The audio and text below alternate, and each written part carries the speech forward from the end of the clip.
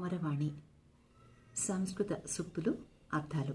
ఇవాల్టి అంశం సద్గుణాలు.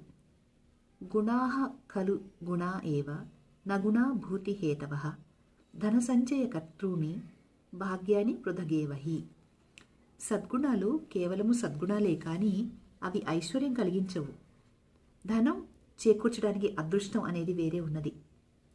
రెండవ సూక్తి. ఆత్మాయత్తే గుణగ్రామే నైర్గుణ్యం వచనీయత దయవాయత్తేషు విత్తేషు పుంసాం కా నామవాచ్యత. సద్గుణాలు స్వశక్తితో సంపాదించుకునేవి, అవి లేకపోవడం తప్పు. దైవికంగా కలిగే డబ్బు లేకపోతే అందులో తప్పేమీ లేదు. మూడవ సూక్తి. యస్యాస్తి విత్తం సనరః కులీనః సపండితః స శృతవాన్ విధిజ్ఞః స ఏవ వక్త సచదర్శనీయః సర్వే గుణాః కాంచనమాశ్రయంతి. ఎవడి వద్ద డబ్బు ఉంటుందో వాడే కులీనుడు, వాడే పండితుడు, వాడే శాస్త్రజ్ఞుడు, వాడే కర్తవ్యం తెలిసినవాడు, వాడే మాటకారి, వాడే అందగాడు. సమస్త సద్గుణాలు డబ్బు వెంట ఉంటాయి.